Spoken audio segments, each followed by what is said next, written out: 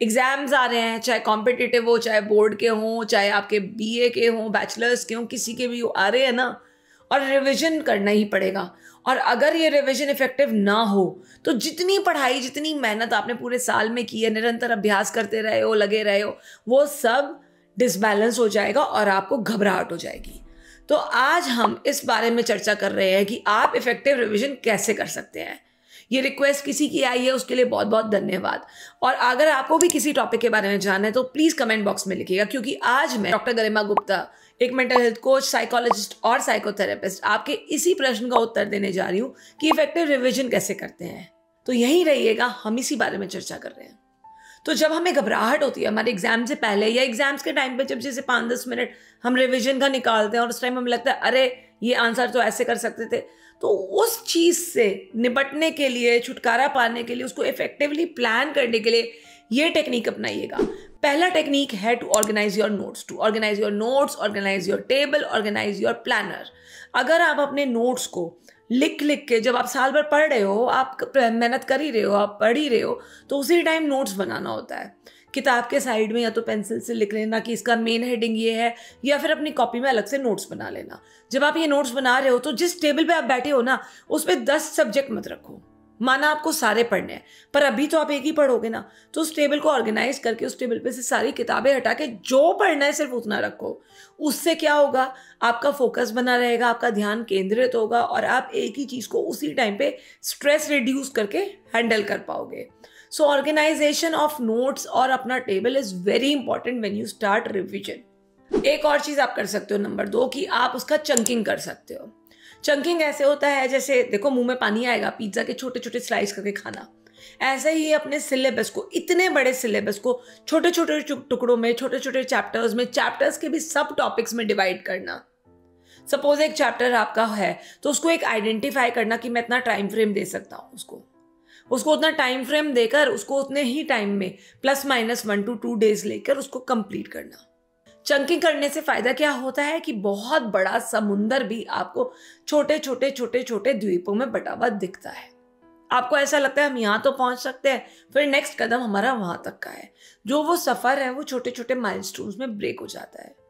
Third technique है past papers या question papers. जो भी रिसोर्सेज आपको मिल रहे हैं, पुराने बच्चों के, मान लीजिए कुछ क्वेश्चन पेपर होंगे पिछले साल के, जो हम आमतौर से करते हैं, राइट, उनको करना। और उनको करने के लिए आपको उनको 3 घंटे का समय अगर है ना निर्धारित, तो उतना ही समय बांधना पड़ेगा। ये नहीं कि मैं उसको करने आज बैठी और कल तक निपटाए चले जा रही हूँ। नो, उसको उसी टाइम बाउंड में करना पड़ेगा। अगर 1 घंटे का क्वेश्चन पेपर है तो 1 घंटे में ही मुझे खत्म करना है।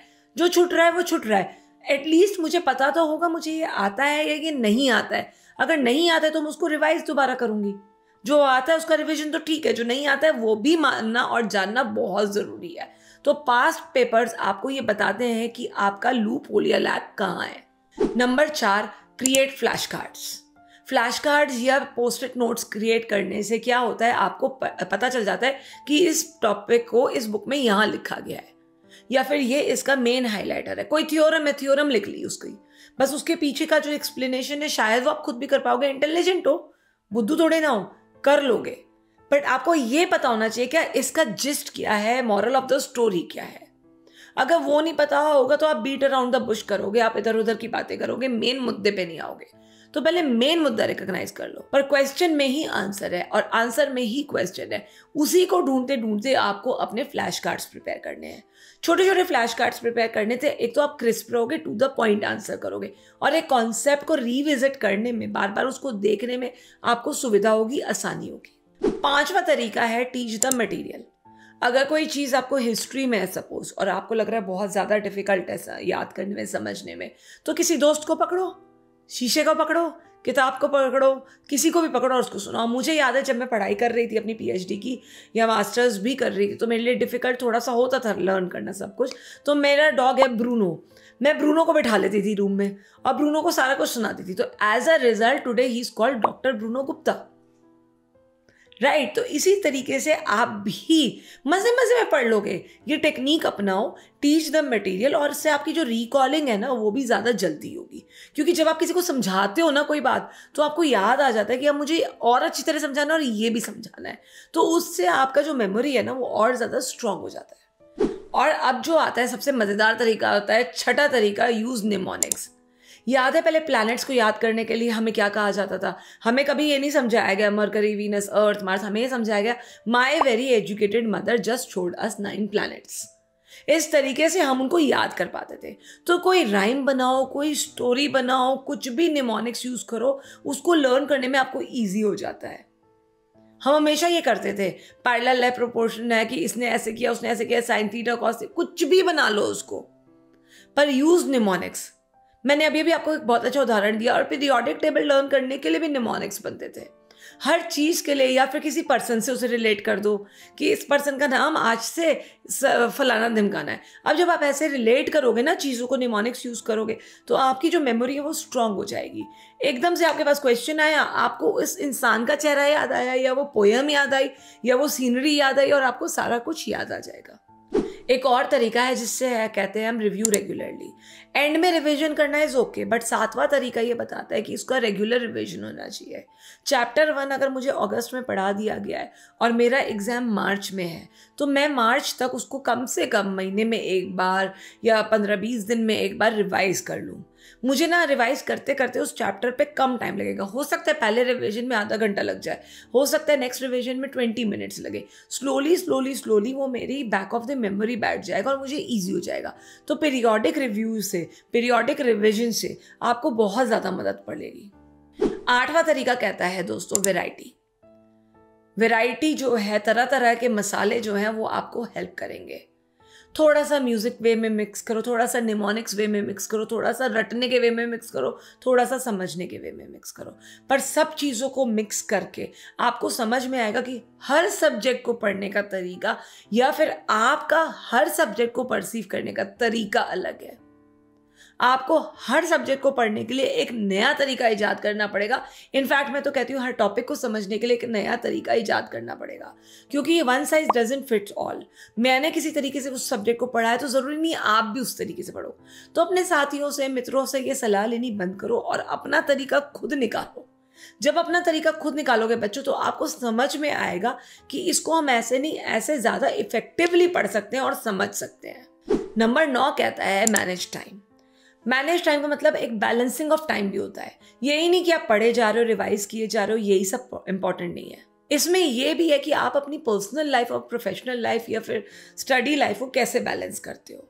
आप अपनी लाइफ बैलेंस करने के लिए इनफ स्लीप ले रहे हो, इनफ पानी ले रहे हो, प्रॉपर मील्स ले रहे हो, वॉक्स भी कर रहे हो। आप कैसे अपने टाइम को इफेक्टिवली मैनेज करते हो। ये नहीं कि आप 6 घंटे लगातार पढ़े चले जा रहे हो और आपकी एफिशिएंसी ड्यूरिंग दो 6 आवर्स डाउन होती जा रही है। आप 2 घंटे पढ़ लो ना, 2 घंटे पढ़ के छोटा सा ब्रेक ले लो, छोटी सी नैप ले लो, फिर 2 घंटे पढ़ लो। तो इस तरीके से टाइम को मैनेज करने से आपकी एफिशिएंसी बढ़ती चली जाएगी और आपके पास एंड ऑफ द ईयर ये फ्रस्ट्रेशन नहीं आएगा, यार मैं तो बॉस पूरा साल पढ़ना ही में लगा रहा और फिर भी मेरे को रिजल्ट नहीं मिल रहा, क्योंकि आपने हर एस्पेक्ट को अपनी लाइफ के बैलेंस किया है। थोड़ा सा मोबाइल तो देखोगे ही, उम्र है आपकी मोबाइल देखने की, देखोगे। जब आपको टेक्नोलॉजी मिली है तो देखोगे। अब मम्मी पापा कहते हैं हमने मोबाइल नहीं देखा क्योंकि हमारे टाइम पे था नहीं, तो हम नहीं देख पाते थे। अब थोड़ा देखो, लेकिन उसको टाइम के साथ मैनेज करो। सो इस तरीके से टाइम को इक्वली डिवाइड करने से और इक्वली मैनेज करने से आप इफेक्टिवली रिवाइज भी कर पाओगे, पढ़ भी पाओगे। और सबसे ज्यादा जरूरी है दोस्तों नंबर 10, कभी मत घबराओ, अपनी मिस्टेक्स को समझो और उन पर रिफ्लेक्ट करो। अपनाओ कि आपसे गलती हुई, एक्सेप्ट करो उसको और फिर उस पर काम करो। मान लीजिए अगर आप मिस्टेक को इग्नोर करके बैठ जाते हैं, आप एक मिस्टेक को सोचते हैं कि ये मुझसे क्या हो गया, छोड़ो ये तो कॉन्सेप्ट मुझे आता ही नहीं है, कभी जिंदगी में आएगा ही नहीं, तो आएगा क्या, कभी भी नहीं आएगा। तो अपनी मिस्टेक्स को देखो और उनसे सीखो। इसके लिए आपको लगातार प्रैक्टिस करनी पड़ेगी। जैसे बचपन में नहीं कराते थे कि एक सेंटेंस को 10-10 बार लिखवा रहे हैं, एक स्पेलिंग को 10-10 बार लिखवा रहे हैं, तो लिखो। लिखने से सबसे ज्यादा आपको याद होता है। तो right it down, right it down, right it down, जब तक कि वो यहाँ फिट ना हो जाए। इंसान हम सारे, बच्चे हो तुम लोग, करोगे इसको, धीरे धीरे समझोगे, धीरे धीरे अपनी लाइफ में आगे बढ़ोगे, अपनी टेक्निक्स इन्वेंट करोगे, दूसरों की टेक्निक्स को अपनाओगे और इसी तरीके से आगे बढ़ोगे। पर अपनी मिस्टेक्स को अपनाना तो ये हमारे हाथ में है। मिस्टेक्स आपको लूजर या फेलियर नहीं बनाते हैं। मिस्टेक्स आपको बताते हैं कि यहाँ एफर्ट कम रह गया था, यहाँ थोड़ी सी परिश्रम की कमी थी, लिखने की कमी थी, तो उस मिस्टेक से ये लेसन सीख के उससे आगे रेक्टिफाई करो।